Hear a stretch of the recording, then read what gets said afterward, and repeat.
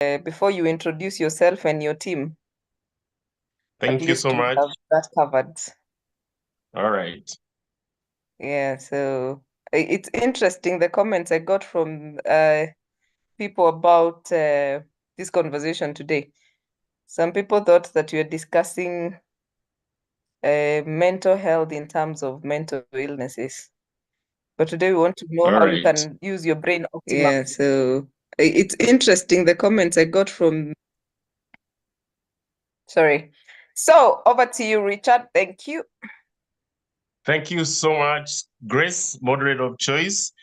Tonight we are having a very important topic that is necessary for us to function optimally in terms of our mind. How do we make sure that our mind functions optimally? And we have a wonderful, wonderful guest tonight. I do not know any CEO who loves issues of learning and development than our speaker tonight. But before we jump into the conversation, let me tell you who has made these conversations possible. We have Pathways Solutions. They are specialists in learning management systems. And if you are in the Get It Right platform, you will get a discount. You just say you are a member of Get It Right Atala Solutions and you get your discount in the learning. There are so many programs there that you will enjoy and become a better professional or a better organization. The second sponsor of tonight's conversation is Labor Planet. They specialize in labor outsourcing issues. They're very magnificent in terms of supplying labor to factories and organizations that have a model for outsourcing. Then we have Nile Front Cottage, a very beautiful place to be. Make money and then enjoy it as well. Right? It is magical, it is beautiful, it is next to the source of River Nile. Where else can you be other than Nile Front Cottage? Then we have El Semea, issues of relaxation. Then we have K2HR from Rwanda. If you're going to Rwanda, if you have got an organization in Rwanda that wants consultancy, K2HR is the organization to talk to. Then we have Steadfast. Steadfast, you remember last week we had Dennis. Dennis talked to us on several issues on marketing and selling stuff. They are a consulting firm. If you're in Uganda, Kampala, those are the people to talk to. Steadfast Consulting. Then we have SS Park. SS Park, they deal with health and safety issues. So if you want your organization to be trained on issues of safety, that is the organization to talk to. Then we have Panesta Training Institute. They deal with good work. They deal with metal. They make beds. They make furniture. In fact, as I was passing across Next Gen, I saw one of the chairs that they made there. If you want those beautiful chairs, then Panesta Training Institute is the place to go and train yourself. Then we have Profiles International. Profiles International, they deal with psychometric tests. They deal with emotional intelligence. In fact, they're the best. They do a good job in recruitment, in training. Those are the people to talk to. Profiles International. Then we have Kapla Mentito. I am madly in love with their cashew nuts. Korosho. Kama unataka korosho mzuri, Kapla Mentito are the people to talk to. Google and get their contacts and order your very sweet cashew nuts. Of course, tonight, I am your host. I'm sitting in on behalf of our moderator of choice, Grace Nzula. My name is Richard J. Magoma, Mr. Positive Flavors. Then tonight, we have Newton Kipkoech Siele. He's going to tell us what is mental health. Let me talk about Newton Ciele a little bit. He's a PhD student, ongoing PhD student, marketing option, doctoral student. Then he has over 23 years, you can say 23 years, 3 years in the pharmaceutical industry. He is the current CEO, pharma division of Philips Therapeutics since 2016. He has been the country manager at AstraZeneca, head of Nova Nordisk Oncology and Oncology franchise head and acting country manager Hoffman. He's passionate about leadership. He's passionate about execution. We are told that very many people are strategists, but they're not very good at execution. As he's going to take us through his discussion, he's going to tell us what makes one good in execution. He's a great believer that good communication is the lifeblood of organizations. If you want to become a fantastic organization or a fantastic professional, you have got to communicate. And if you want tips, talk to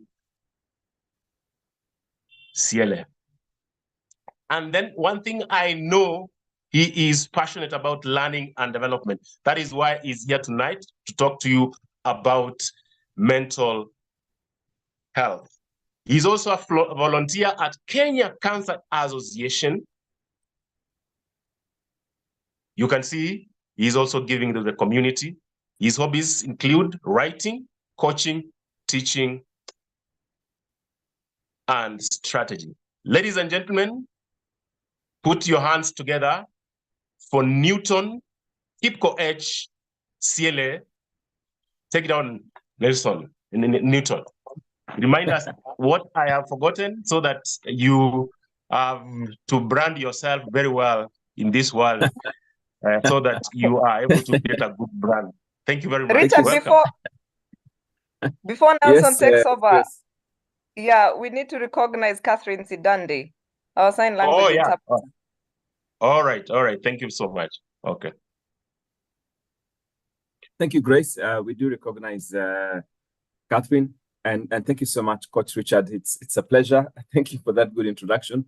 I think, as you said, my name is Newton. Actually, today's topic, Richard, is a little bit unique because we are talking about brain nourishment or brain food. It's a topic that we hardly get to talk about, yet the implications of the foods that we tend to eat, especially to our brains, are much more than we can imagine. So I hope for the next couple of minutes, we can be able to engage into this topic and hopefully be able to unpack a few things that, as I said, we're going to have the good, the bad, and the ugly, especially about the foods that we eat and how it impacts on our brain. I'll tell you before I even start on my topic, for example, that what you eat can actually kill you.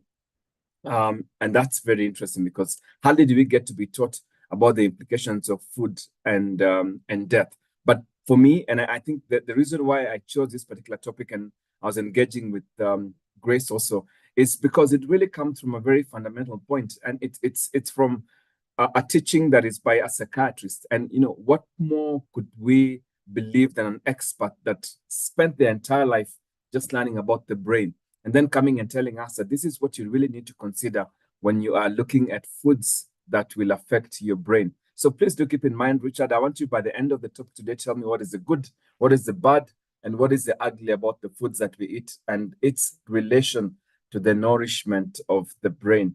Let me share my screen so we can be able to dive in, and then you can let me know once you can see the screen.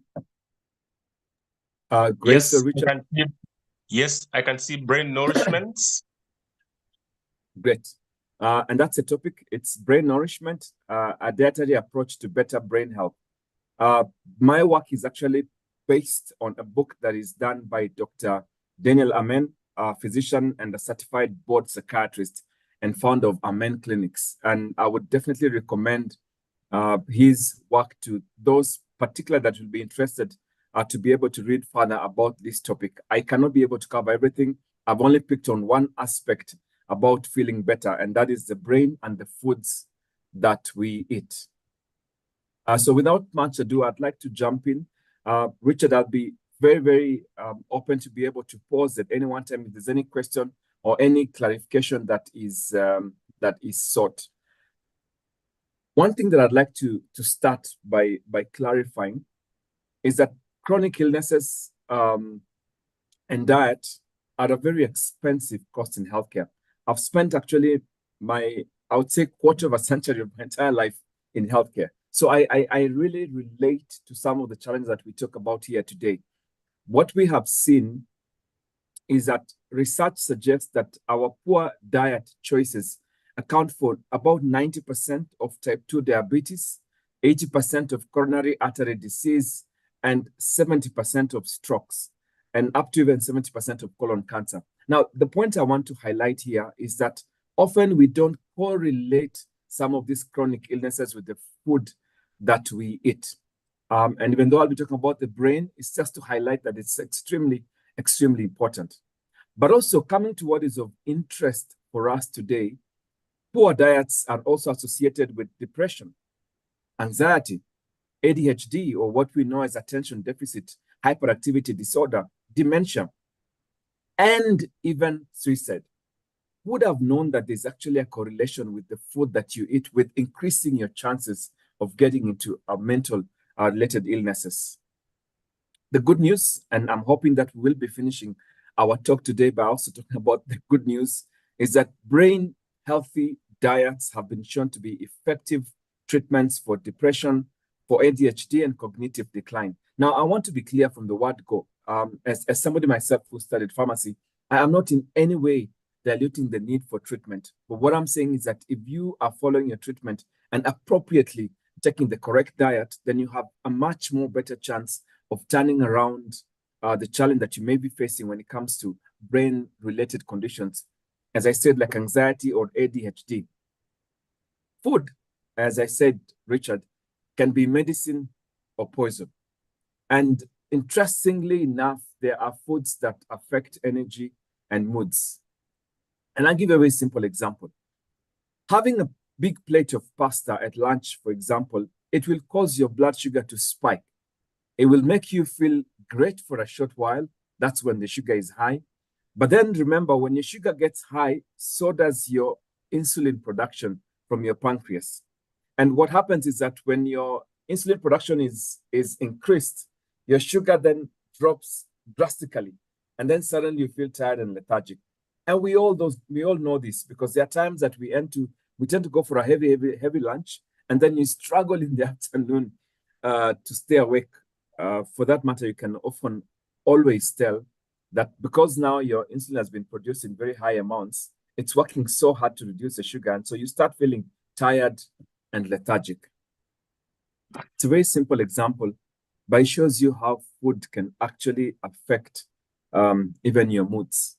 Okay. And I guess next time maybe somebody is going for lunch and they're having a very heavy lunch, you can almost be sure that there's a high likelihood that they're going to feel tired once, of course, that process gets to be completed. Now, I like what Memory Rescue says, and this is from the work of Dr. Amen. The real weapons of mass destruction are actually highly processed, pesticide-sprayed, high glycemic, low fiber, food-like substances in plastic containers. What I want us to do today, even as we discuss on this topic, is to ask ourselves, what do I currently have in my fridge? What do I currently have in my kitchen? What do I currently have in my bedroom? For those of us that even have foods that they keep in our bedroom, I want you to challenge yourself. Where do you sit? And remember, the take home is going to be, are you on the good, the bad, or the ugly? There's always room for what I call redemption. And I'm hoping at the end of this talk today, we will have a bit of redemption or something that you can at least be able to correct. Now, what does Dr. Amen say? He puts 5 simple strategies that you can be able to adopt that can make you feel better. Number one is giving yourself an attitude makeover. And we will talk about this in a minute. Number two is learning the feel better fast food rules. I did request Grace, for those of you that have their notebooks or you have your phones and you want to be able to just take notes, please do so. I'm sure, of course, that Grace will be sharing the presentation and the slides thereafter, but at least you want to capture the key points. Number three, you also want to time your meals to get healthier. And we'll see how the timing is important, especially for your body and for your brain. And number four, this actually was my favorite. Choose 20 foods that you love, that love you back. As we will be seeing later, a lot of us have foods that we love, but those foods don't love us back, or at least they don't love our body back. And number five, know which foods to lose and which to choose to help attention, energy, mood, memory, anxiety, pain, and sleep. Be careful, because often what happens is that we tend to have these types of food that we love, and as we like to say, they don't love us back. Why? Because the harm that they do to the brain, and by extension, of course, everything else, is far much more than every little ounce of energy or feel good that you would have felt. Remember, these 5 simple strategies are going to define, by and large, what we will be talking about today. Let's start with the first strategy, which is giving yourself an attitude makeover. Attitude and mindset is single most important factor in feeling better fast. And I tell you this because half the time nowadays we tell people that if you take a screenshot of your fridge and send it to me, I can tell you who you are. If you take a screenshot of the last 5 foods that you have eaten, I will tell you who you are. If you take a screenshot of the spices that you have in your house, I'll tell you who you are. And by the way, I'll prove to you that actually the spices that you keep in your house say a lot about who you are. When your mind is set, one, on deprivation, the focus is on what you cannot have. And usually we see people, for example, that tend to love sweets, either food that is high, especially in calorie, or high in sugar, for example. It's usually also because they have this tendency to feel like, if I don't take it now, I will not get a chance to get it. And we call that mindset the deprivation mindset. Abundance mindset, on the other hand, is key, where you focus on high quality, nutritious and delicious foods that can build and sustain your health. And we said earlier, these are foods that you love, but they also love you back. In fact, it's not surprising that many of the fast foods tend to use very catchy jingles. What are some of the jingles that we know? It's finger licking good, open happiness. But when you think about these jingles, like it's finger licking good, the harm that the kind of food does to your brain, and for us, we are focusing on the brain today, is far much more worse. So yes, as I said, it might be food that you will love for a short while, but it doesn't love you back. It doesn't do any good to your body. It doesn't do any good, certainly, to your brain. We know, of course, which food also says open happiness. And we know there is absolutely no happiness in that opening that you do. If anything, it's far much more worse. Because as we'll be seeing later, in fact, there are foods that you are advised to avoid like the plague. One of those is contained in what we like to call, as I said in quotes, open happiness. So when we talk about this first strategy, which is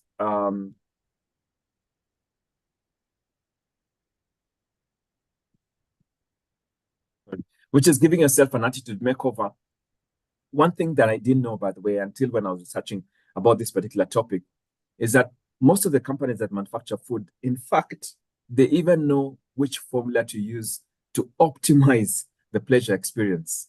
That is because it's based on work that was done by a mathematician in the 1970s called Howard Moskowitz. It's a name you don't want to forget, who discovered that there's a perfect combination of sugar, salt, and fat that would optimize the human brain's pleasure experience. He called it the bliss point.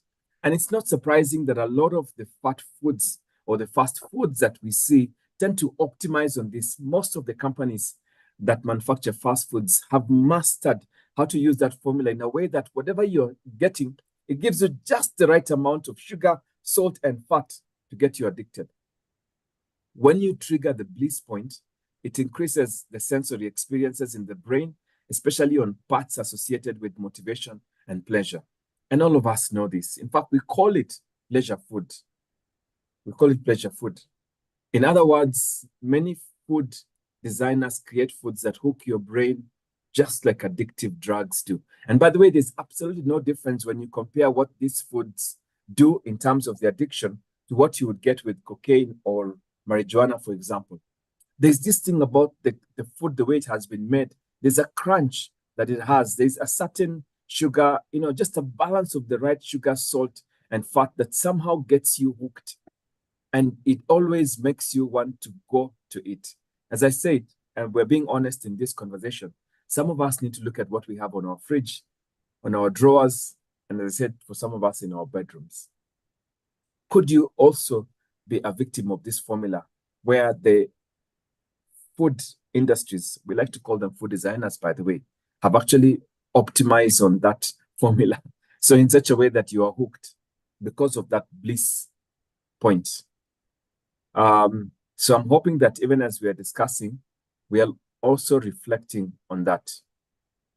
We're also reflecting on that. What it means is that when we look at how food scientists and especially fast food companies do to be able to trick your brain, I'll give you just a couple of examples because I could not pick everything really. Number one, they use something called a vanishing caloric density or meltiness. I'm sure this is something you're also hearing for the first time. I was just equally shocked as you are, that there are these foods that they melt so quickly in your mouth and they make your brain think that there are fewer calories. Hence, you eat more. And we know them. We know those biscuits or whatever it is that they are, that somehow you just put it in your mouth, it's a cookie and it just melts. There's this famous chocolate, and for purposes of being compliant, I will not mention brands here, but I know that chocolate easily. It's put in a donut and you put it in your mouth and it just melts. So what does it do? It actually makes your brain feel like it's fewer calories, but the truth is, as I said, it doesn't love you back. The second trick that they do is something called sensory specific satiety. And this refers to the tendency to become bored with eating the same food multiple times. So what the food designers do is that they override it by not including one distinct, overwhelming flavor. And by the way, this has been used a lot to explain why people will eat a number of times crepes on their table. You wonder, why would you eat 1 pack, 2 packs, and 3 packs without even realizing it? We now know, at least, that's what the experts say, that what the food scientists or the designers do is that they remove an overriding flavor. So whatever they put is just enough to get you hooked, but not enough to get you bored from that food. The other one is something called perfect crunchiness.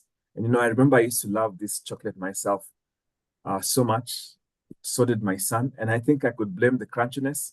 It's called that perfect breakpoint for this pleasure signal. In fact, they even have a mathematical note to it. It's called 4 pounds of pressure. That which at exactly the 4th pound of pressure, when it crunches in your mouth, is so nice. Oh yes, foods that you love but don't love you back. The other trick that they use is texture. And this I also could relate to. They remove fiber. And when they remove the fiber, the food then just slides down so easily down the throat, much more easily, increasing pleasure sensation. And I know that we are very familiar with this. We usually struggle with foods that are very high in fibers because we feel like I have to chew it a lot. It fills my mouth and then swallowing is a problem. But the complete opposite is that, remember, what the food scientists have done is that they've actually removed that texture, or by extension, they removed that fiber. The other one that they do to trick your brain is the aroma. Flavor is enhanced by aroma. Humans have 5 major taste sensations. I know most of us are very familiar with this. We have sweet, we have sour, we have bitter, we have salty, and we have umami, or savory, like, for example, tomato sauce. The aromas are used by malls, for example, to increase purchase. When you enter into a shopping mall and you find that there's this smell of bread that is just, it's just sort of just wafting through the thin air, it makes you want to go to where that bread is. It makes you want to buy that bread. Some of the restaurants really they use a distinct, advantage to try and drive using aroma. The other trick that fast food companies use is sugar. And sugar is an addictive substance that prompts binging or binging, as you want to call it. It's reward seeking, craving, and tolerance. The reason we say that sugar is that addictive substance, somehow it feels like the more you take it, the more you want. In fact, most of the time when you see people that are struggling to try and lose their weight, really the departure point is the fact that they cannot just resist the sugar.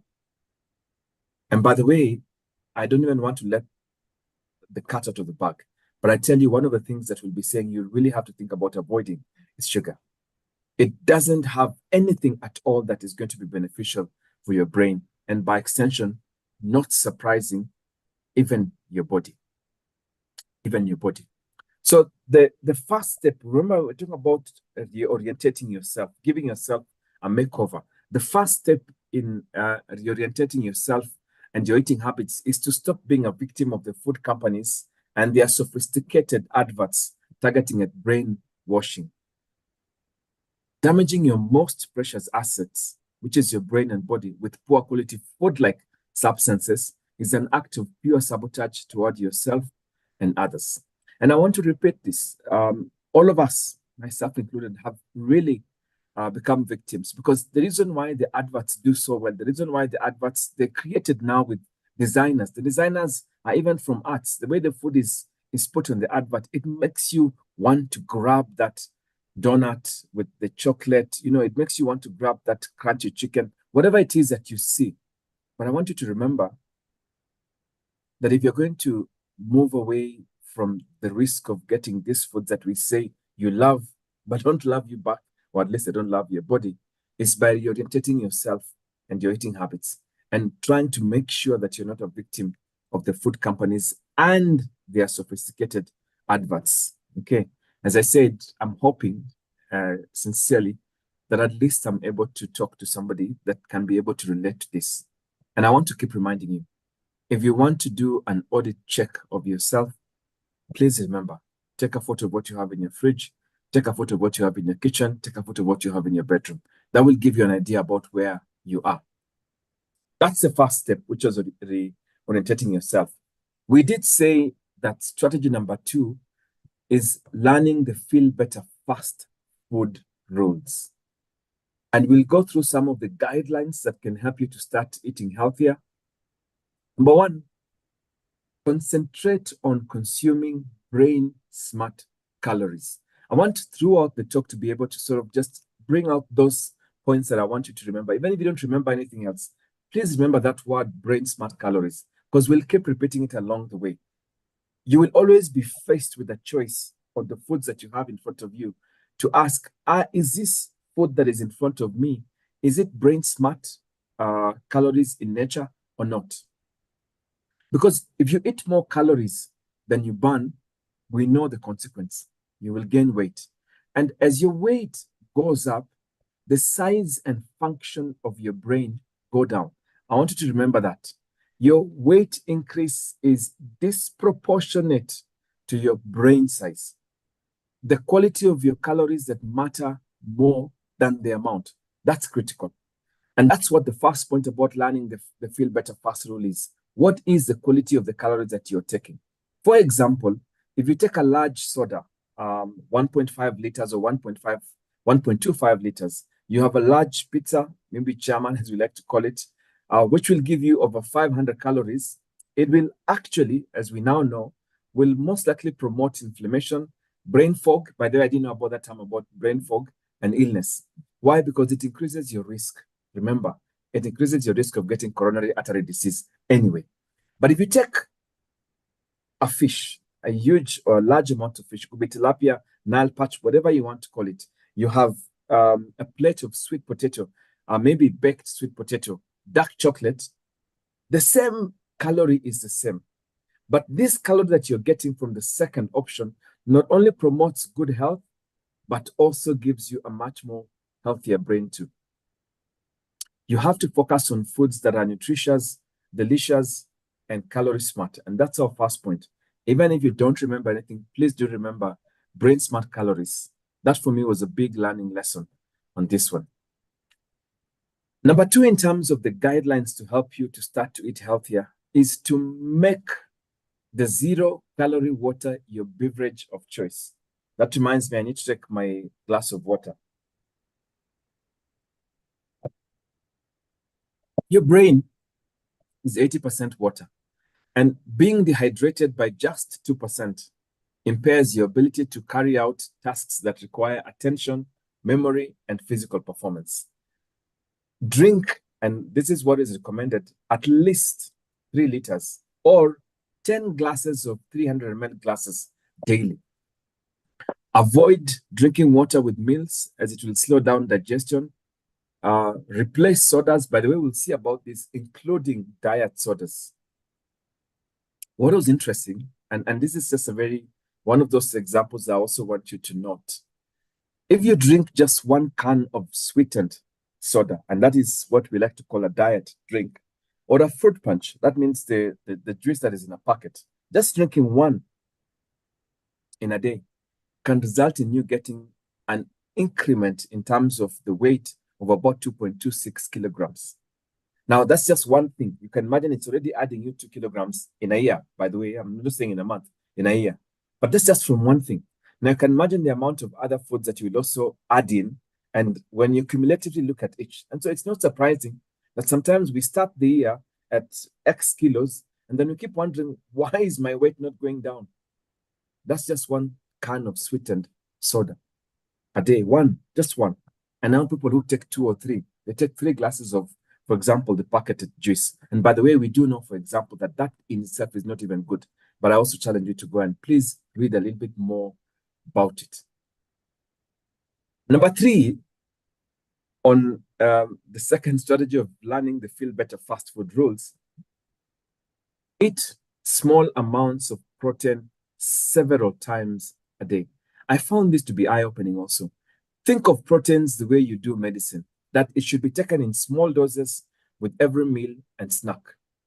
Protein helps to balance blood sugar levels. It decreases cravings and burns more calories than eating high-carb, sugar-filled foods. Proteins also provide the body with amino acids it needs. Please remember that amino acids are some of the most essential building blocks.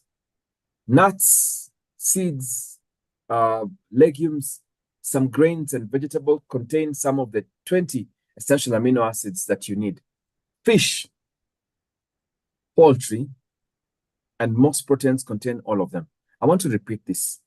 You can get some of the essential amino acids from the nuts, seeds, and legumes, and some grains. However, when you take fish, poultry, and especially, by the way, some of the beef, you get all of the amino acids that you need. Okay. Now, to the degree that your budget allows, shop for animal protein that is free of hormones and antibiotics, free range and grass-fed.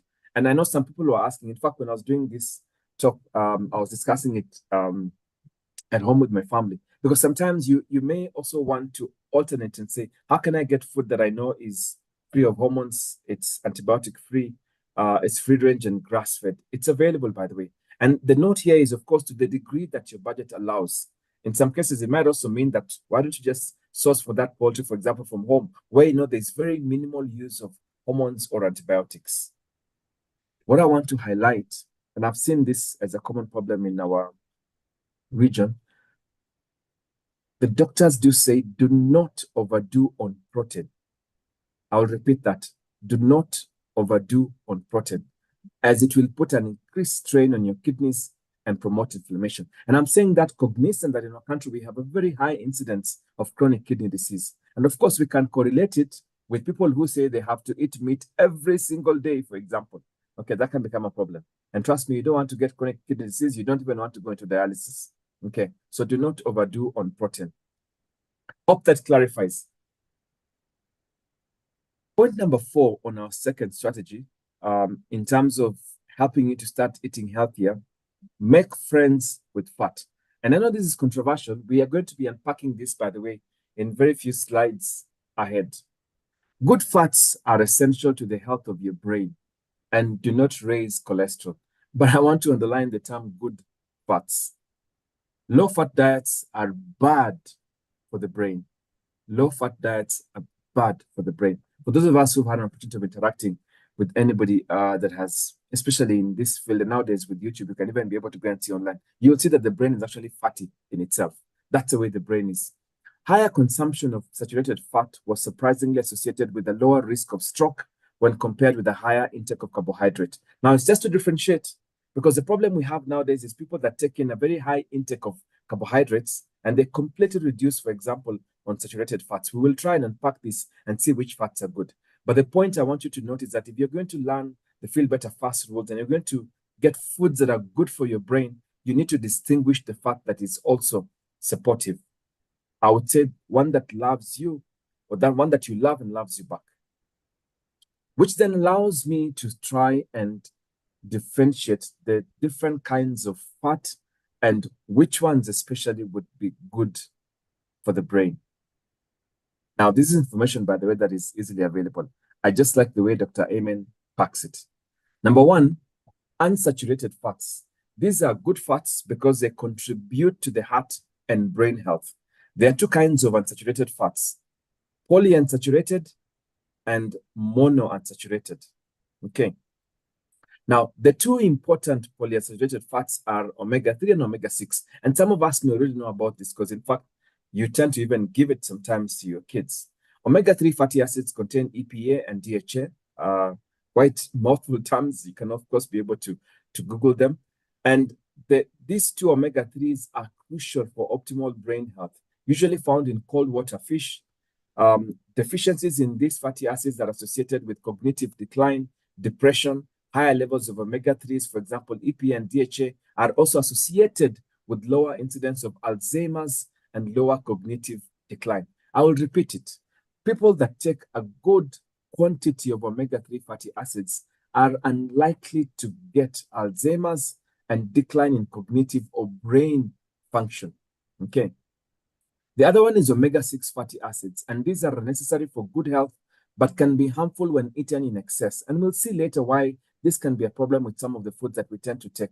Omega-6 fatty acids are found in most vegetable oils. Most of us are very familiar with this because we buy these oils in the supermarkets. There could be soybean oil, sunflower oil, corn oil, and canola oil. And a lot of the fried foods, cereals, and whole grain breads and processed foods also contain omega-6 fatty acids. As we'll see later, the problem we have today is that people take so much of omega-6 at the expense of omega-3. And again, I will repeat, where do you get omega-3? You get it usually in cold water fish. Okay. And we know, of course, the kind of fishes that we have, for example, deficiencies in this, and we'll see later, by the way, you can supplement it if you can't get it in the fish. But deficiencies in this can actually cause a lot of problems for your brain. The problem is that most people who eat foods rich in omega-6, typically fried and fast foods, have an unhealthy ratio of omega-6 to omega-3 acids.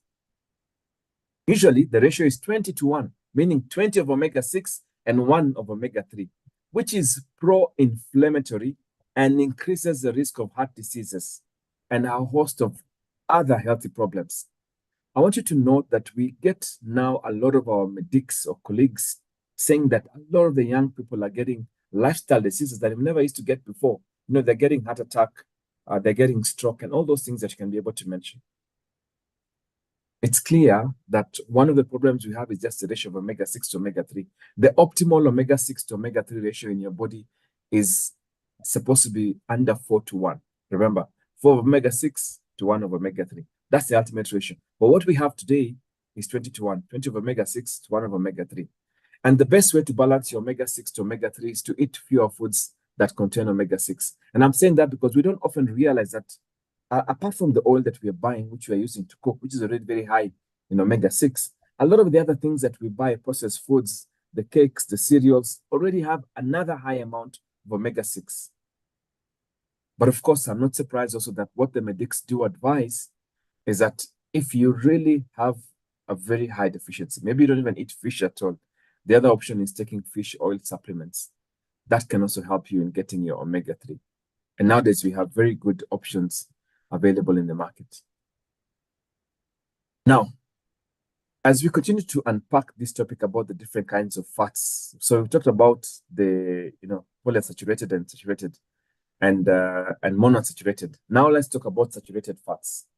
Saturated fats tend to be less healthy than unsaturated fats, but they differ depending on their chemical makeup. And I'll try and unpack this. We have short to medium chain saturated fats, those with between 4 to 12 carbons. I know it's a bit of a mouthful.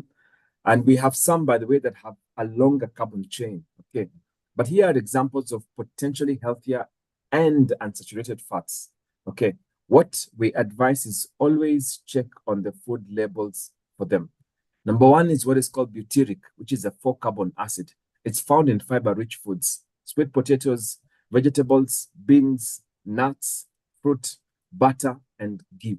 It's not surprising that a lot of the experts will always advise you that, try and balance and use a lot of ghee and butter when you're cooking. Why? Because you actually also are increasing and using a lot more of the safe saturated fats. Okay. Number two is what is called caprylic, which is 8 carbon, and capric, which is 10 carbon, and lauric, which is 12 carbon. But these ones are medium chains, and they're usually found in coconut.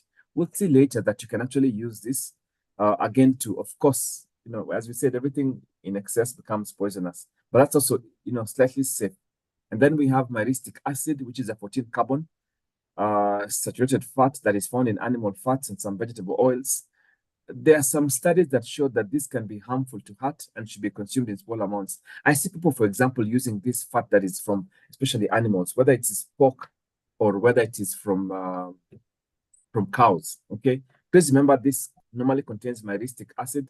It's a saturated fat, but it's not so good. Okay, studies don't seem to really support it. We have, of course, palmitic acid, which is a 16 carbon long chain saturated fat that creates the marbling in corn-fed beef. This one is not good on cholesterol and heart. Okay, again, not so much encouraged. Sometimes I know we don't get to even know whether the meat that we are eating, is it corn-fed or is it grass-fed? That's something that is probably for a different discussion. But we also have stearic acid, which is 18 carbon. This is a long chain fatty acid, usually found in grain-fed meats, sausages, bacon, cold cuts, peanut butter, margarines, fried potatoes, whole milk, cheeses, and vegetable oils. Sunflower oil has the most. Okay, so just keep that in mind. But please do also note that this one has a slightly longer chain. Okay, so maybe not something that you really want to be able to. For me, my personal to be good. The healthiest dietary strategy is to cut back on certain types of saturated fats, especially myristic, palmitic, and stearic, and that's what I've said, and increase the consumption of the polyunsaturated fatty acids found in fish, oil, nuts, and seeds. That is extremely important. Now, as we continue to unpack on this story about the different kinds of fats and impacts on health, we also have trans fats. And these are synthetic fats that are found in partially hydrogenated vegetable oils. And by the way, I have just put it in bold. They have no place in anyone's diet. These are partially hydrogenated vegetable oils. In fact, for them to become solid in room temperature, they have to be hydrogenated. Please remember, they've gone through such a strong chemical process. They have no place in anyone's diet. The trans fats decrease healthy blood flow and increase the likelihood of blood clots, which can cause stroke and heart disease. And we know them, by the way. They are found in shortening and many processed foods, including margarines and commercially prepared fried foods, packaged baked goods like donuts. Some of us, we tend to, we'll avoid the margarine, but we'll have so much of these fried foods in our houses or packaged baked goods. I would say it's usually like just, you're closing one problem, but causing another problem on the other end. I want to emphasize that these partially hydrogenated vegetable oils have no place in anyone's diet. Avoid them. Okay.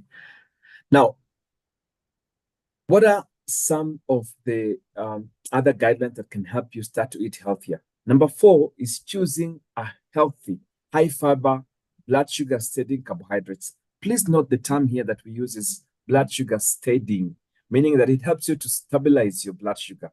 These are so-called smart carbohydrates. They're essential to life due to nutrient benefit. Most vegetables, legumes, and fruits, such as apples, pears, and berries, that are low in terms of glycemic, so they don't raise the blood sugar, are smart carbohydrates. However, and we did say this when we started, foods such as bread, rice, and pasta and white potatoes, they have a very high glycemic index and are pro-inflammatory. So they don't help you in your brain, in your body, in your heart. Majority of people consume a low fiber diet of less than 15 grams daily, which is, by the way, not so good. Women consume about 25-30 grams of fibers daily, and men about 30-38 grams. High fiber foods such as broccoli, berries, onions, flax seeds, nuts, green beans, sweet potatoes have the added benefit of making you feel full faster and longer. And beneficially, they steady your blood sugar. Number 5, fill your plate with colorful vegetables and fruits. And I think this is one of the things that most of us have been taught, across out our life. Colorful vegetables and fruits have tremendous health benefits. Plant foods also prevent cancer and reduce inflammation. In fact, there was a study that, and I'll share some of the studies at the end of my presentation, that found a linear correlation between the number of fruits and vegetables you eat and your level of happiness. Meaning, the more colorful your plate in terms of vegetables, the much more happier you are likely to be. And the less the fruits and vegetables in your plate, the less happier that you would tend to be. Okay. Now, maybe one of the things we'll need to be discussing, Grace, is about our, Kenya is ranked as number 4 in Africa with the highest mental illnesses in Africa. Number 4. So that means we also have the highest prevalence at 25%. 1 in 4 Kenyans is known to be having, a mental illness-related issue. 1 in 4 Kenyans. Could it also be that we don't really take time to look at our diet and how it affects? Okay. This is what I found interesting. And as I said, we were talking, Richard, about the good, the bad, and the ugly. And I said, please do consider what you have in your kitchen, what you have in your shelves. You need to also add brain-healthy flavor with herbs and spices, food seasonings that contain health-promoting substances. And I have not listed everything, but just some that really are highlighted by Dr. Amen and their clinics. We, of course, tend to have basil, black pepper, cayenne pepper, cinnamon, cloves, garlic, ginger, mint, nutmeg, oregano, saffron, thyme, sag, turmeric. All these have been found to be beneficial in terms of brain boosters. And I hope that for those that are listening, that you can add your list, Please note that I've not put some of those muchuzi mix that we tend to have. I'm not so sure about the actual benefit, but by having this, especially organically herbs in your kitchen, you're likely to actually be boosting your brain. Okay. Number 7, avoid or eliminate foods that can potentially hurt you. If you struggle with mood issues, anxiety, temper problems, or learning challenges, eliminate the foods listed for at least a month. And we'll talk about them in a minute. Once you have eliminated all the foods for a month, what you then do is you add back one every week to see which any would be causing you trouble. This process, by the way, could be one of the most important parts of your transformation journey. And I'll tell you these foods that are potentially harmful. In fact, I've put them in red. Grace, number 1, and it's not surprising, is sugar. Refined sugar is 99.4 to 99.7% pure calories. No vitamins, no minerals, just carbohydrates. It is addictive. It interferes with the action of calcium and magnesium. It increases inflammation and brain regression, by the way. And sugar negatively alters learning and memory. So we now know for a fact, by the way, that you're likely to actually get disabilities in terms of learning, memory, cognitive functions, or brain functions if you're taking a lot of sugar. Number two, artificial sweeteners. Consuming sugar alternatives contributes to high insulin levels, increasing the risk for Alzheimer's, heart disease, metabolic syndrome. Metabolic syndrome, but that's a very common problem we have here. Artificial sweeteners do not help one lose weight. In fact, due to lower metabolism, can lead to weight gain. And that's the misconception that people have. Avoid aspartame, saccharin, sucralose, and these ones are the most commonly used artificial sweeteners. If you want something sweet, use small amounts of erythritol or erythrol and stevia. Okay. Number three that you want to avoid is gluten. This sticky substance is found in wheat, barley, rye, and in most commercially made cakes, cookies, cereals, and pasta. Gluten-related health issues are on the rise, including type 1 diabetes, Hashimoto's thyroid disease, all of which are autoimmune conditions. Gluten is also associated with psychological disturbances, skin rashes, inflammation, alopecia. By the way, who knew loss of hair could also be caused by gluten? Arthritis. Gluten can also reduce brain flow. Can you imagine? Number four is soy, and soy is found in tofu and soy sauce. Avoid foods containing large amounts of soy because soy also has very high omega-6 fatty acids, phytoestrogens, which may contribute to the development of cancer, impotence in men, and early puberty in girls, and also is thought to reduce absorption of vital minerals. So it's not me, those are the experts. It doesn't seem to have a lot of benefit. Number five is corn. Corn is high in omega-6 and low in omega-3s, making it pro-inflammatory. It damages your internal intestinal lining and creates a leaky gut. Most corn also has been associated with spray of pesticide Roundup. And by the way, for those who have not heard about the story of Roundup, it has one of the biggest scandals today. I think the company has been sued to billions of dollars by people who are affected. Roundup is a chemical that is known as glyphosate. It's associated with cancer, depression, hypothyroidism, and liver disease. We know about this. Number six is dairy. I was a bit sad to read this. Dairy contains lactose, which is converted to galactose and glucose, which elevates your blood sugar and can cause inflammation. Casein, which is one of the proteins in the dairy, is also an excitotoxin. Left unchecked, excitotoxins lead to brain degeneration and neurodegenerative diseases. Most dairy cattle are given antibiotics and hormones, which is not good, by the way. So again, just keep it in mind. What do the experts advise? Why not try and sweeten almond milk? It's a good substitute for cow's milk. Okay. So again, as I said, I was a bit sad. I think it's a matter of finding balance. But remember here, what Dr. Ayman says is that especially if you're having problems, you want to stop it for a month and begin to introduce something every week to see, could I relate this to the problem that I'm facing? Number seven, choose organic, toxin-free foods whenever possible. Fast foods, sugar, simple carbohydrates, dairy products, trans fats, excess omega-6 acids, and refined foods promote inflammation. That at least we agree. Fish is a great source of healthy protein. Note, the larger the fish, the more mercury the risk, though. So sometimes they actually advocate that you don't go for the very big ones. That's the smaller fish. And there's a resource, by the way, of course, we shared in the presentation, is known as ewg.org. Unfortunately, it's not available in our country. It's available in the US. What they do is that they analyze which foods tend to have very high pesticides. And when I was going through that particular website, I noted, very interesting enough, they said that, based on what they have, they have analyzed, the foods with the least amount of pesticides includes carrots, sweet potatoes, mangoes, mushrooms, watermelon, cabbage, kiwi, papaya, onions, pineapples, and avocados. And somehow I feel when you look at these foods that are being listed, it also explains they are likely to get a very high concentration of these pesticides. Remember the problem with pesticides, no matter how much you wash, no matter how much, whatever you're using to wash your fruits, you might not always be able to eliminate completely the pesticides. So keep in mind that there are those foods that are highly, highly recommended.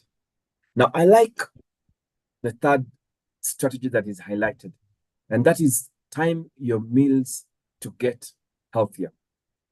If you have symptoms of low blood sugar, getting your diet right can make an immediate positive difference for you. If you suspect that you suffer from low blood sugar levels, make a practice of eating 4 to 5 meals a day, combining protein, fat, and smart carbohydrates. We've talked about that already.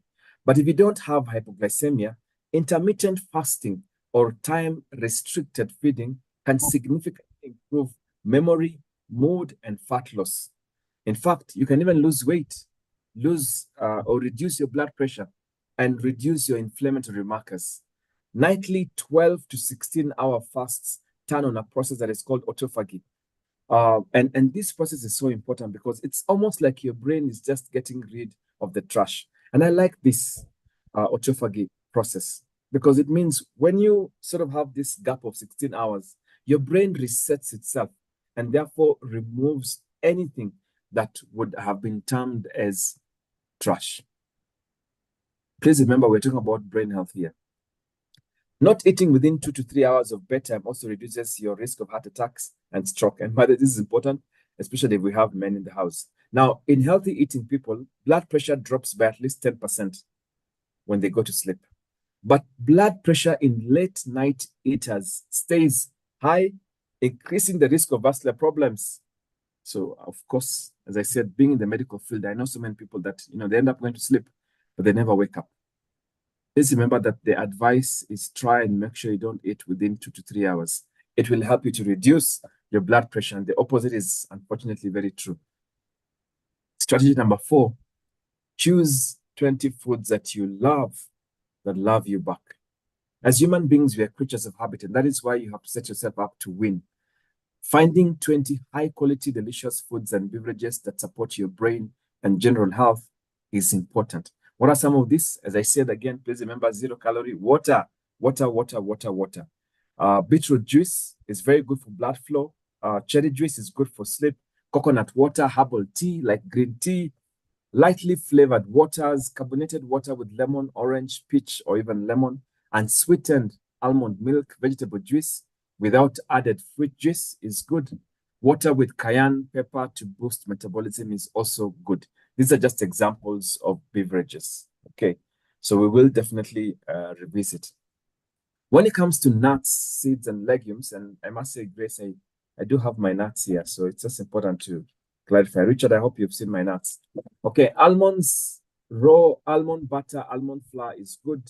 Cashews and cashew butter is good. Chia seeds, flax seeds, pistachios, pumpkin seeds, quinoa or quinoa. I don't know how you pronounce that. Quinoa. Sesame seeds and walnuts. Yeah. Coconut, apples, apricots, and avocados are good. Blackberries, blueberries, cherries, and cranberries are good. I hope we're not hearing some of these names for the first time. Figs, by the way, not very expensive, is good. Goji berries, I love goji berries. Golden berries, this used to be taken. I don't know, Grace, if you remember, people used to eat this in the wild. They're called golden berries. Maybe Richard, you'll also show a photo of golden berries. Grapefruit, grapes, honeydew, melon. These are good. They are good, and they are food that you can love and love you back. Kiwis, lemons, lychees, olives, oranges, passion fruit, we know them. Peaches, plums, pomegranate, pumpkin, raspberries, strawberries, tangerines, and tomatoes. These are foods that you really want to have in your fridge, okay, or in your kitchen. Okay, I'm hoping Grace will show us a photo of the foods you have. Vegetables, asparagus, beetroot, bell peppers, broccoli, lettuce, cabbage, carrot, celery, cucumber, green beans, kales and leeks, okra, onions, spinach, sweet potatoes, zucchini. Again, these are foods that we tend to see, okay? Extremely important. Please remember, choose the foods that you love that will also love you back. When it comes to probiotic foods and mushroom and oils, chlorella, kimchi, kombucha. Grace, I hope you'll explain what kombucha is for those who don't know. Pickles, spirulina, oysters, porcini. By the way, these are just types of mushrooms. White button mushrooms, avocado oil, coconut oil for high temperature cooking. Please note that. We did say it's one of those good fats, macadamia nut oil and olive oil. When it comes to eggs, that is meat, also poultry and fish. This is important. We did say you want to have this chicken, turkey, and eggs, lamb, fish, that it could include tuna, Nile perch, tilapia, omena, catfish, common carp, but the common carp is very available in our country, crab, salmon, sardines and shrimp, basil, black pepper, cayenne pepper, cinnamon cloves. We've already talked about the herbs and spices that you want to have in your kitchen. I want to suggest that even when you are thinking about your shopping, please have the list of these 20 most loved foods that love you back. Okay. Study number 5, know which foods to lose and which to choose to help attention, energy, mood, memory, anxiety, pain, and sleep. And as we come towards the tail end of my presentation, I want you to note also that you can choose the foods that you want to avoid.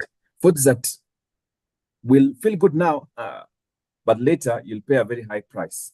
Okay. Pro-inflammatory foods include pizza, donuts, French fries, ice cream, sugar, dairy products, refined foods, and high carbs. We've said that already. They are not good. Trans fats, avoid anything with partially hydrogenated. Remember, it's solid in the room because it's been chemically configured. Vegetable shortening, not so good. I know one very common one that is used for making chapatis. Okay. Processed meats, sodium nitrites can combine with amines to form nitroamines, which are carcinogenic. Okay, we've said that. That's not good. Okay, if you're taking processed meats, which we tend to have, the sausages, the hot dogs, and everything else, there's a very big risk. Okay, not so good. Food additives such as MSG, I was surprised, by the way, this is also sold in our supermarket. Aspartame, these are not so good. Okay, it might add flavor and make food nice, but you pay high price later. Gluten, alcohol, and caffeine, not good at all for your health. Foods to choose that make you feel good now and later, meaning you love them and they love you back also. Dopamine-rich foods for focus and motivation.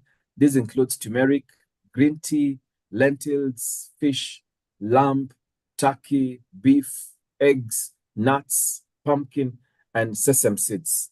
Beets also, beetroot increases blood flow to the brain, extremely important. Celery, blueberries, strawberries, and raspberries, green leafy vegetables. Omega-3 rich foods like flax seeds, walnuts, tuna, sardines, chia seeds, avocados, and water.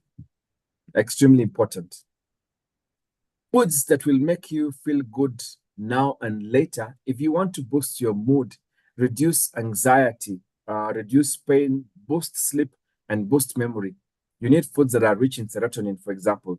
This combined tryptophan, which is, by the way, a hormone-containing foods like eggs, turkey, seafood, and even dark chocolate. And Richard, I do have dark chocolate here. I said I'll use it as an example. Please, not a bad thing to have. Limit intake of carbs like bread, pasta, potatoes, and rice. We've said it's not good for your health.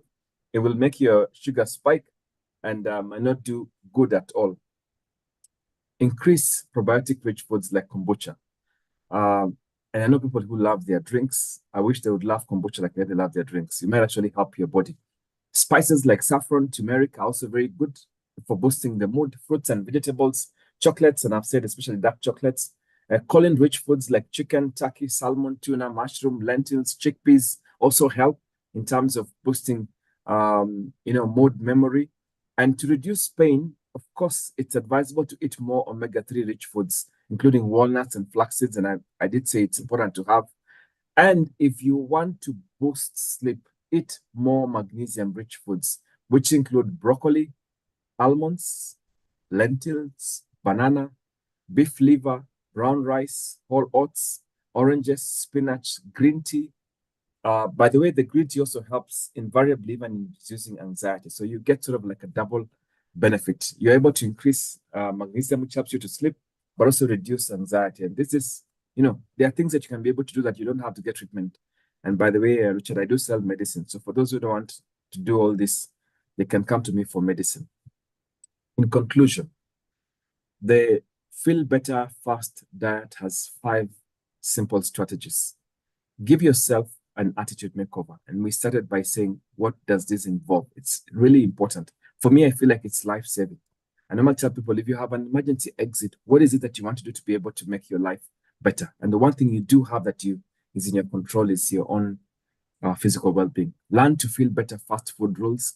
Concentrate on brain smart calories while making, 0 calorie like water your beverage of choice. Eat small amounts of protein per day. Make friends with fat, the good fat. Choose healthy, high fiber, sugar-steady carbohydrates. Fill your plate with colorful vegetables and fruits and add brain health spices. We've listed so many here. Avoid foods that hurt you like sugar, corn, soy, dairy, and artificial sweeteners. Instead, choose organic toxin-free foods.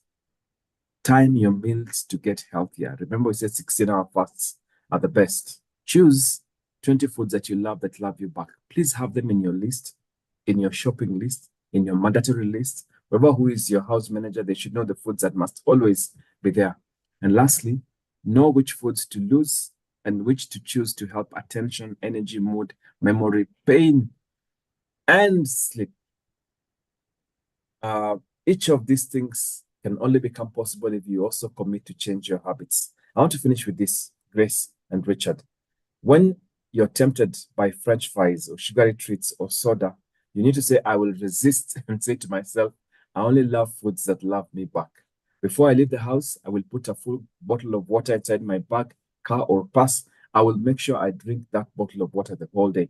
When I prepare my food shopping list, I will include fish and vegetables. Me, I want to add, I will have my 20 most important foods that I love and love me back. When I finish dinner, I will note the time and make plans to eat my next meal at least 12 hours later to give my brain time for waste removal. When I pick a new item at the grocery store, I will read the label, which fat is this that it contains.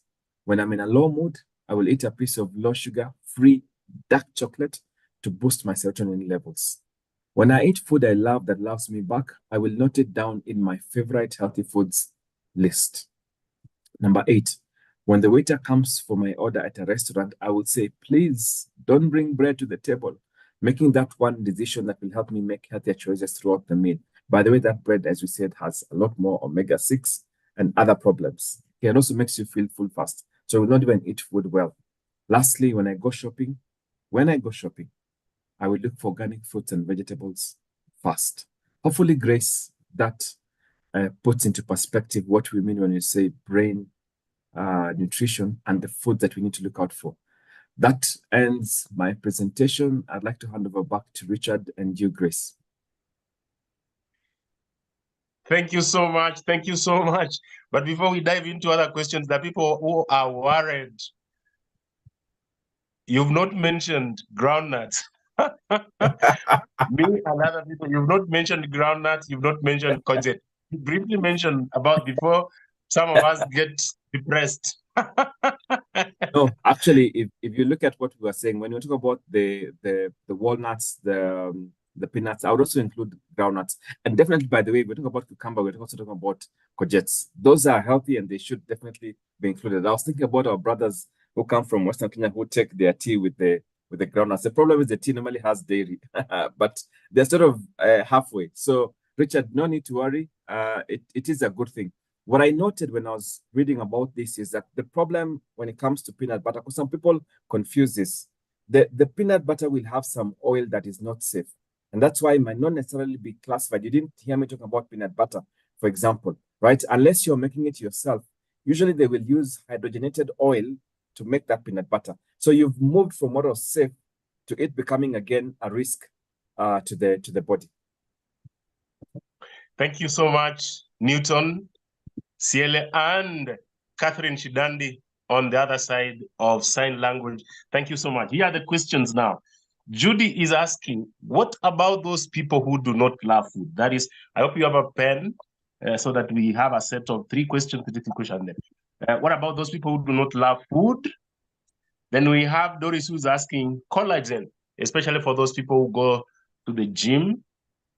Then my good friend Norbert is asking fried fish, boiled fish, which one has more amino acid? So you can start with those 3, then we can swing, or you can also add what are the best foods for children who are going to school, snacks. What snacks should children going to school? That is a question that was asked, I think, by Mary. We can start with those 4. I think, Richard, I like your first point about those who don't love food. The problem is that the way your human body was created by God, it cannot do without food. And a lot of the studies that we have seen don't seem to support that you can just take supplements and hope that those supplements will complement. There doesn't really seem to be any alternative way you can say that you'll avoid food and take supplements to be able to meet the requirements that you have. Remember, we said things like amino acids, the vitamins, the minerals are so essential. And the problem is that you can only get them from food. So maybe the question should be, and again, by the way, they are experts. I'm not an expert in that particular area. There are people that can take a journey with you and try and find the foods that you will love that maybe you can accommodate in your diet, so you still don't feel like you're missing it out. I definitely don't recommend avoiding food, right? Because you need it, because it forms a lot of the building blocks in the body. Collagen, this is interesting. Sometimes I think maybe there's a lot of hype. We do have products that we sell, for example, that contain collagen, and people have talked about it for skin, for joints. For me, what I would say is it really depends. Do you have a need? Is that need diagnosed? Is it based on your own assumptions? And if you have a need, maybe you also need to take advice from your medical doctor. And can I take this? I'm saying that because the problem we have with our countries, and like maybe in the West, Richard, there are a lot of products that come into the market that don't necessarily have the necessary, pre-qualifications, that it has been tested, it has been certified, it's safe. And I say that with a lot of humility because I have a friend of mine who was also a pharmacist that we lost. And really, when we look back, again, really it's just products that have not been certified. And so there's no evidence in terms of their safety. That is extremely important. Whatever you take, please always try and ask, how do I know that this is safe for human consumption, or at least how has it been tested? And then in terms of fried fish, for me, Richard, based on what we have learned, what did they use to fry the fish? Obviously, if you're looking at fish that is steamed or that is smoked or one that is boiled, it might end up being safer. But if it's being fried, it depends, right? Now that we know, if they've used especially the oil that is rich in omega-6, for example, then you have to be worried because the fish is healthy, but the oil which has been used to cook the fish is where the problem is, right? So again, that would be my comment. Yes, in terms of children going to school, I think we struggle a lot with especially giving children vegetables. I think that's something that the parent would have to really negotiate. Let me put it this way. What you want to avoid, which all of us tend to do because of the adverts, and I'll talk about these adverts that tend to push us. We tend to give our kids a lot of food that are rich in omega-6. Now, if you really want to balance, number one, avoid any fried foods or any foods that have been cooked, especially using omega-6 or high in omega-6. That could include baked goods or foods like crepes and other things. Avoiding them is on one hand, I think, very good. If you can, try and encourage your kids to take something that is healthy. And if you have to cook, at least use the oil that we said, like ghee or butter, to cook something for them that they can carry to school. Okay.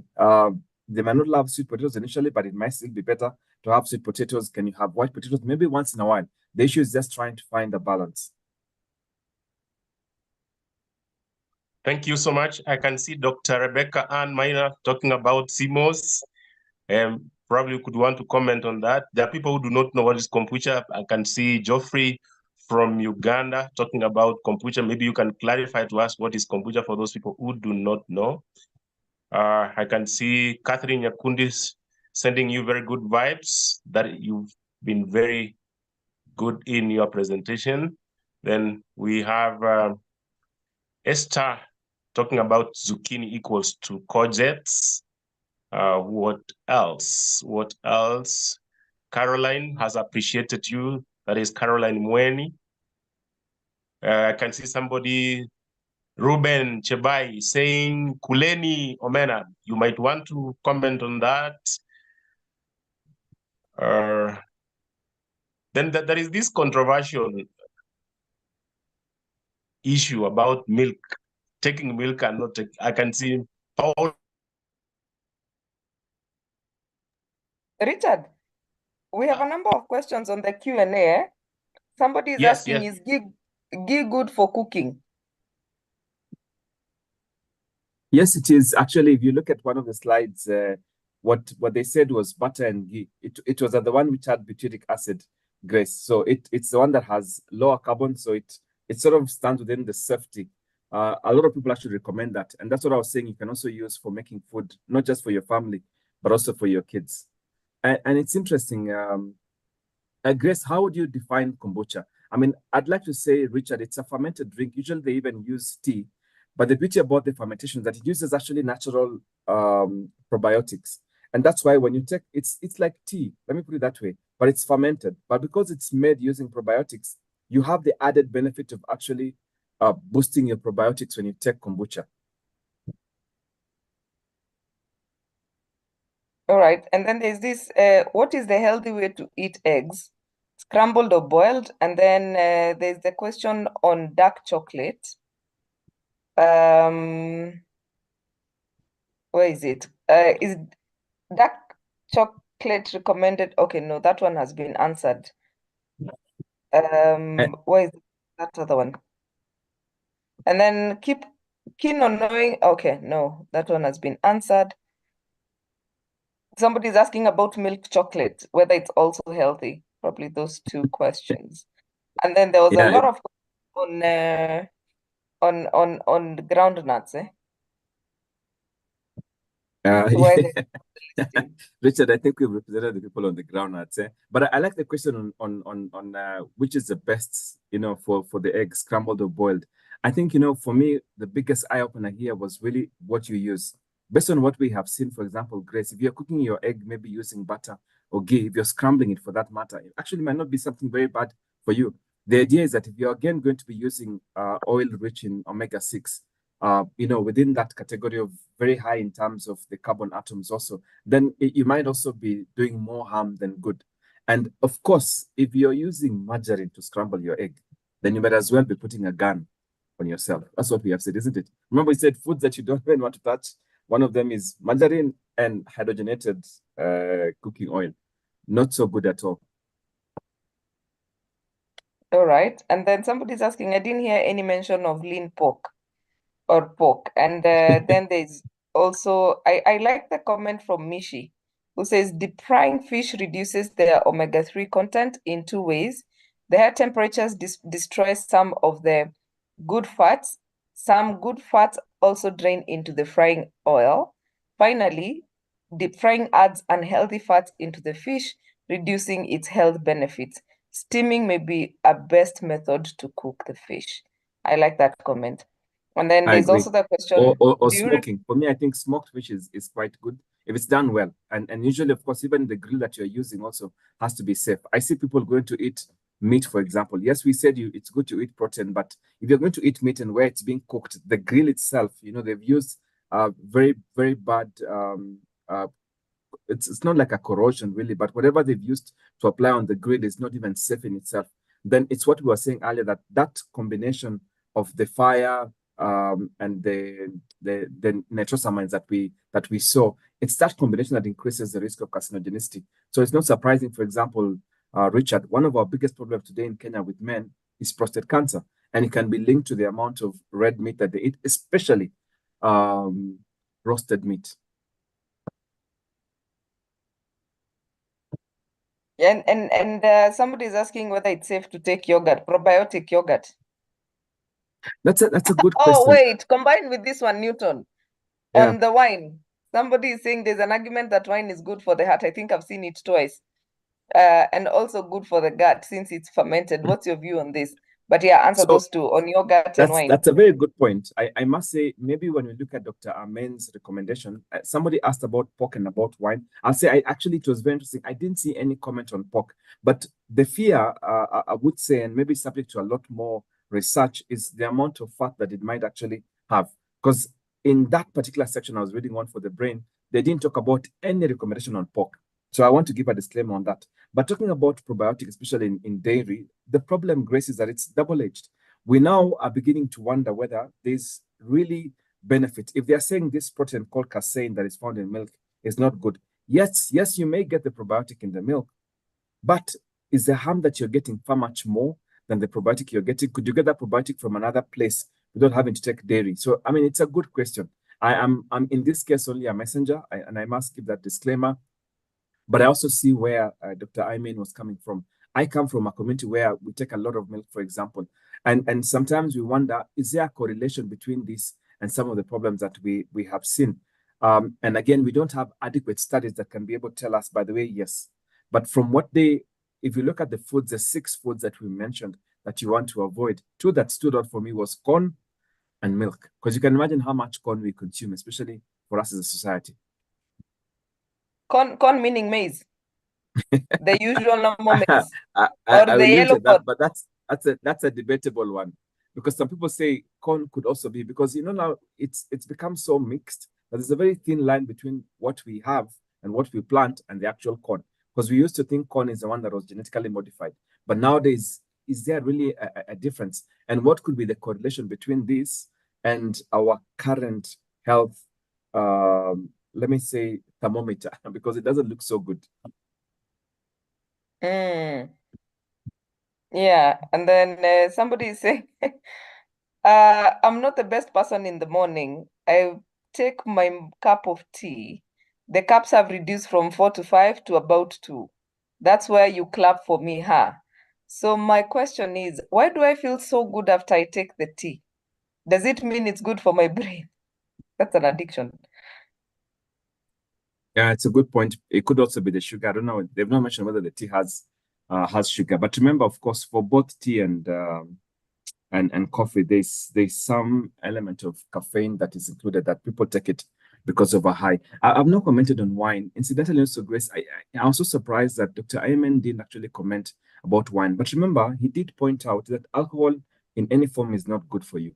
Now, I'll leave it, because some people are convinced that the wine they're taking is really helpful for them. What we have seen on our end, and from where I sit, especially having worked in the medical field for long, in the end, there's really no benefit at all of the alcohol, absolutely, on the body. The damage starts with the liver, and it tends to progress to many other things. So even when you argue that I'm only taking, half a glass or 1 glass, in the end, there's really not been a substantive evidence that there's an actual benefit. If anything, the risks always tend to outweigh the benefits. And I believe that's what Dr. Ayman mentioned, because of the things that he did highlight that need to be avoided, alcohol was one of them.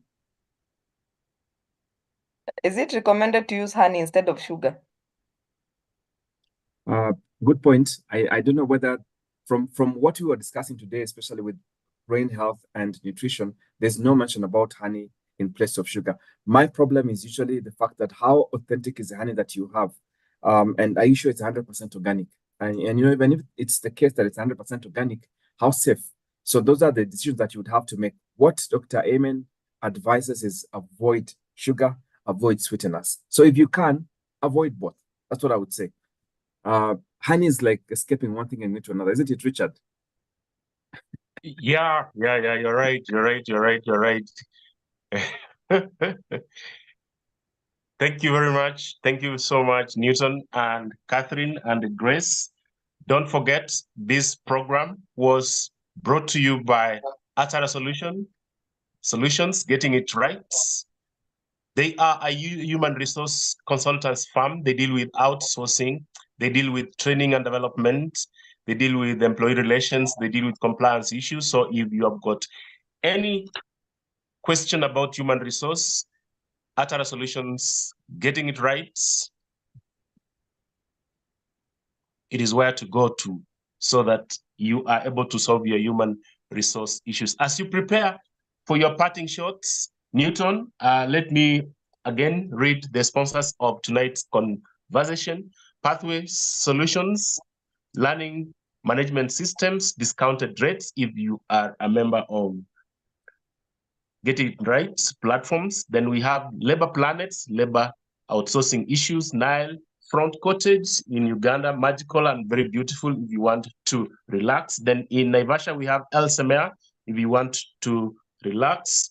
Then we have K2HR in Rwanda, that is a consultants firm in Uganda dealing with human resource. Then we have Steadfast Consulting Firm. It deals with various forms of management. Then we have Essence Park, they deal with health and safety. Then we have Panessa Training Institute, they deal with issues of good work. They train students to produce very good furniture. Then we have Profiles International, they deal with making sure that you've done very good psychological tests for your employees. They also train in emotional intelligence and also certification. Then we have Capla Mentito with cashew nuts. They deal with cashew nuts. If you want your cashew nuts, talk to Capla Mentito. Your parting shots? I have three, Richard. I like what First Dr. Ayman says. Please love the foods that also love you back. Okay, that's very important. And usually we never think about the issue of brain decline or cognitive decline because we think it's a problem of the old age. What Dr. Ayman has shown us is that the foods that you eat now can actually contribute to you getting a decline in your brain much later. So choose those foods that will help you to really postpone it as much as possible because all of us will age, and that is extremely important. But I also found it very interesting to learn today that, you know, when we give our brain a break, that 16-hour fast actually allows the brain to just remove the trash. You know, that was so eye-opening, and they call it autophagy. That ability of the brain to just, you know, sort of empty the dustbin or whatever you want to call it is amazing. So if you can, when you eat your last meal, try and time it so that at the very least 12 hours later is when you eat your next meal. But if possible, you know, 13, 14, 15 to even about 16, it will really help you in a great way. Thank you so much, Richard. And of course, thank you so much, Grace. And thank you so much, Catherine, again, for being an awesome sign language interpreter.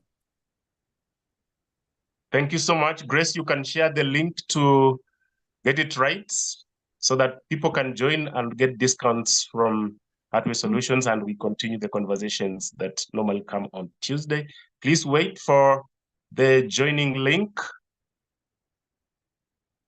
I think Jacinta is on. I think Jacinta is on the call.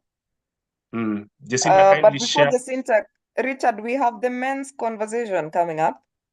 Oh, yeah. We have the men's conversation coming in June on the 22nd.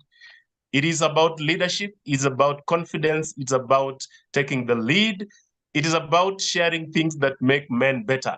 On the 22nd of June, a few days from today, conversations for men only. Please, you will see the flyer with more details. Do not run away from this conversation. It will remind you so many things that you're meant to do as a man. On the 22nd of June, ladies and gentlemen, please, when you get the flyer, share it widely.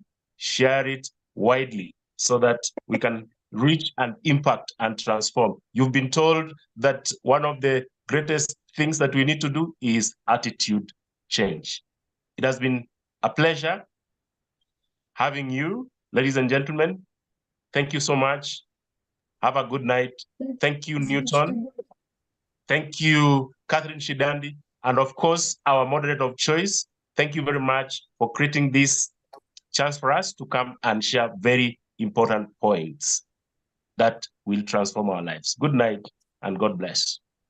Thank you, Richard. I'm laughing because the men on the chat are saying Newton says you must share groundnuts, and Ruben says he will be there. Yes, I do have my bottle, so I will definitely share. Thank you so much. Yes, Thank you. Good Jennifer. night.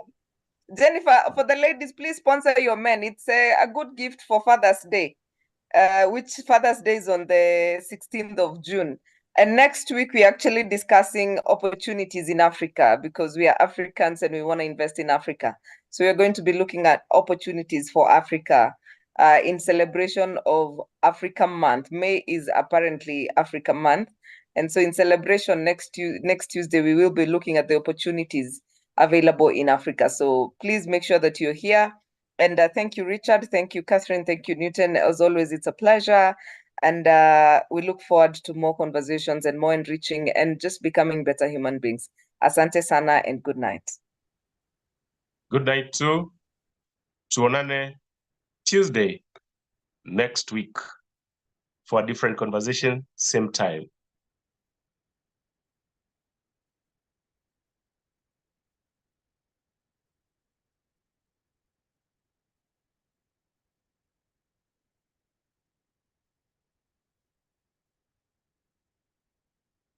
From this moment, I have been blessed. I will believe for your happiness.